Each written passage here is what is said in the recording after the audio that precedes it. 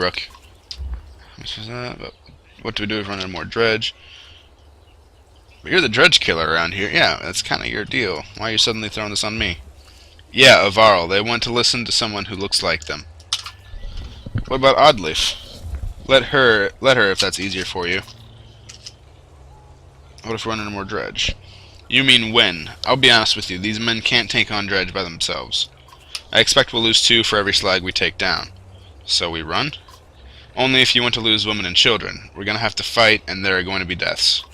Gods be damned, why is this happening? Think of how I feel. I'm stuck nursing a bunch of weaklings. You do care, I can tell.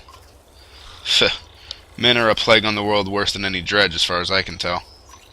Chats like this are why we get along so well, Ivor. He's a cheery fellow. You sleep poorly, the sun forever stuck to an eternally bright sky. Before the others rise, you find yourself staring over long, low hills covered in pine.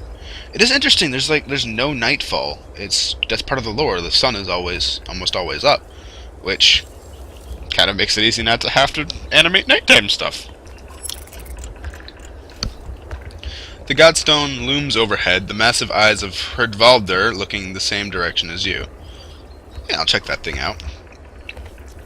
The weathered stone doesn't see many visitors. Not much reason to travel so far east. When hunters come through, they sometimes stop to give offerings, out of habit more than anything else now that the gods are dead. Herdvaldur was the god of hunters and of wild beasts, occasionally seen roaming the land as both man and wolf. He was always depicted in effigy with his terrible spear. You wonder what he'd think about his woods being full of dredge now. A young girl from the caravan approaches you. I made this for you, she says, handing you a crude necklace card from a branch she must have found nearby. Thank you for saving my mama, she says, before running back to her tent. Aww. You're welcome. You're very much welcome. Back at your tent, you rouse Alette, who clings to your arm until she's completely awake. Bad dreams. Eventually the camp is broken down and it's time to move on to Frostvalor. It feels like an end more than a start.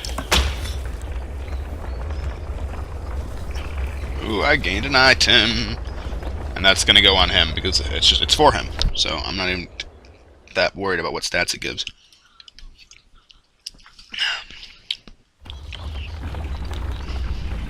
Good, yes, I want to equip that. Equip the thingy. Equip the things! All the things.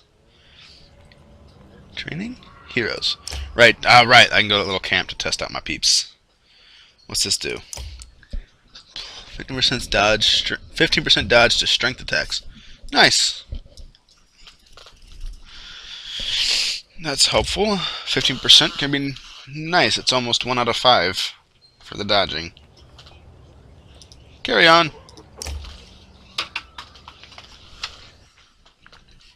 Morale is normal. Okay, that's fine. As long as it doesn't fall below normal, I'll be good.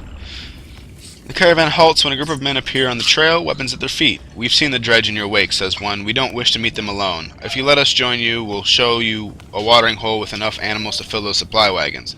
An inherent fear of strangers raises motors from the caravan. Yeah, what are you doing out here alone? We were hunting here for food when the dredge found our village, he says the man. When we returned, he looks away, unable to finish. Well, they said hunters did come out here alive at that statue, and I mean, it's from the text. It sounds like they're genuine about, you know, having lost their town. So they can join. If you'll be in no trouble, come along, you say. The men cautiously join your ranks and prove trustworthy. Yes, the hidden watering hole nearby is teeming with animals, and soon your supplies are nicely restocked. All right, plus 12 fighters, plus 5 renown, plus 18 supplies. Wow, that was cool. Where's fighters? I guess that's a stat I can't really see. During a rest, one of the men get too drunk and end up splashing mead in a warrior's face. A brawl erupts. Many thrown fists and a broken bone later, the instigator, Ravensvarder, is tossed on the ground at your feet, angry clansmen looking for satisfaction. His personal defense is little more than drooling mumbles. Course public apology, tie him up until he dries out, laugh off the scuffle, encourage others to let the issue drop. Yeah. Grabbing Ravensvarder's neck, you force him to look at the crowd. Apologize for this mess, you demand. The man babbles until you squeeze harder. Sorry, he yells repeatedly, even after you let him go. Folks shake their heads but leave the man alone. Morale has become poor. Oh no! We're gonna fix that. We're gonna rest that. I guess that was a bad choice. I thought it was a good choice. Rest. Normal morale. Okay, that's good. We're back to normal. We can leave now. We just got all the supplies so I can afford to rest. On day 9, we got 9 days of supplies left. And there was fighters. The caravan is visibly relieved to find a small village on the way to Frostfeller, with beds and fresh supplies. The locals here are shocked by the news you bring in and discuss it amongst themselves while you set up nearby. I was right there. Oh, well. I was right there. Map. Heroes. That's it. Market. Or rest. Market. +2 armor break. That could be good. +1 drawing aggro. -1 drawing aggro. Okay. That could be good for my archer. Ah, +1 drawing aggro. Okay. I'll buy this. I only got 22 renown.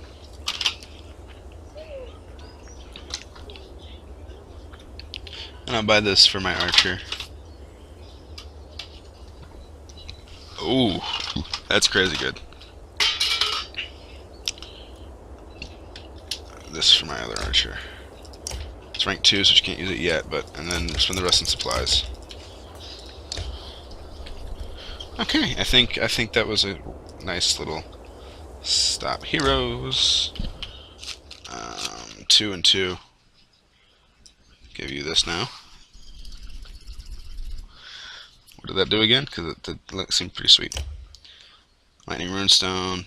10% chance to do double strength damage, and I draw more aggro. Good. I want people to be attacking him. He's my tank, after all. Oh. We might as well rest for a day. Keep morale up. What's this clip? Oh, it just... Meh. Alright, leave.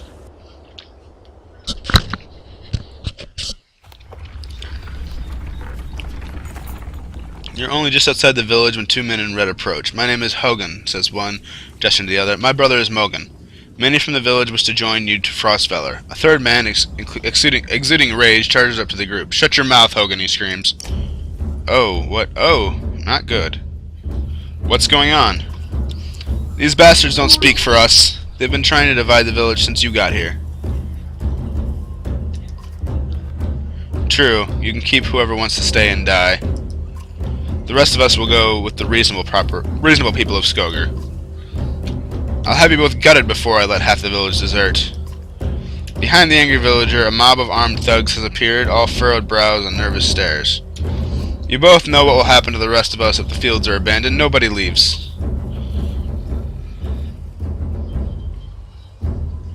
There won't be anything to tend once the dredge arrive. Yeah, I kind of went off in comment. Like, just so you know, when they get here, you're screwed. Dredge my ass. I don't know what the scam is this time, Hogan, but you got 2 choices. Well, I didn't mean to click. I missed something. Mogan, what do you say? You thought it was unfair that he only asked me. Mogan draws his axe slowly, followed by Hogan. Despite their confidence, the brothers are significantly outnumbered. I think I make a poor farmer.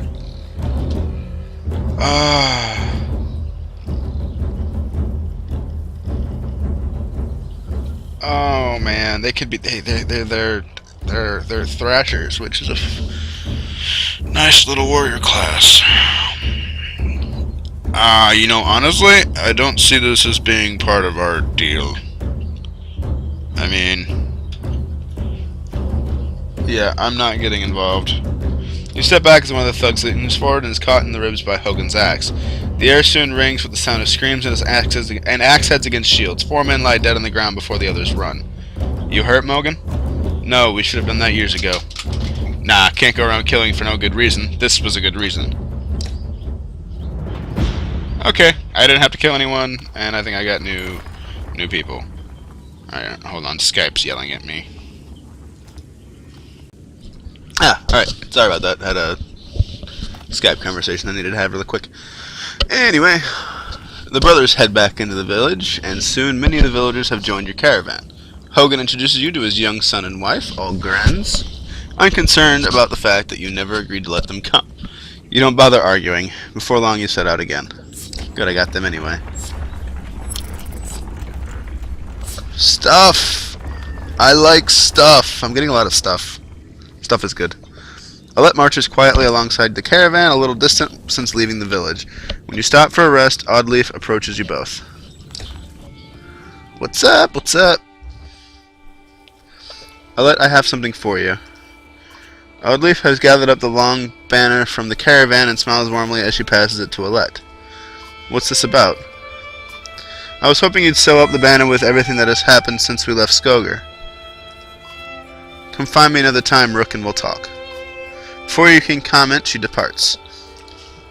Dad, are you the chieftain now?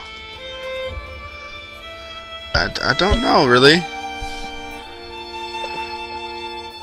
I really don't know. I mean, I'm kind of falling into that, but... Oh, then that means... You're both quiet for a moment while Alette unfurls the banner. Oddleaf has been teaching me how to sew. She speaks pretty highly of you. Can we read the part about Mom? You nod. On the banner has been sewn the story of the families who have lived in Skogar throughout the years, just as is done on every banner in every town. That's cool. I wish she were here, but I'm kind of glad she isn't. The section of banner about your family is short, but Alette has been sewing in colorful designs. Why do you say that? So she doesn't have to deal with all of this. Dredge, leaving home, and... Why didn't you stop those men from killing each other in the village? I mean, if it's okay to ask. It was my decision to make. I didn't want blood on my hands. It was the best of some bad options. It really was. Deciding what happens to other people, I'm glad I'm not you. I wouldn't know what to do. It's not exactly my calling either. Yeah, hence me just staying out of that one. Yeah, I know. Dad, I think you're doing a good job. She hugs you. You spend the rest of your time together, sewing new verses into the banner. For better or worse, the story of Skogar is your burden now.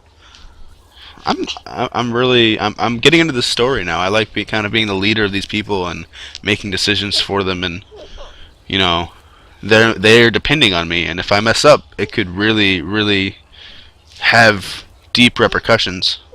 And that's pretty neat. I appreciate that. Sorry if you're scratching. That's my daughter playing with my headset. Okay, I think these 2 episodes might be a little short, but I think I'm going to stop right where I'm at for now. I've got some stuff to take care of, and I will be back when I'm back. Yay!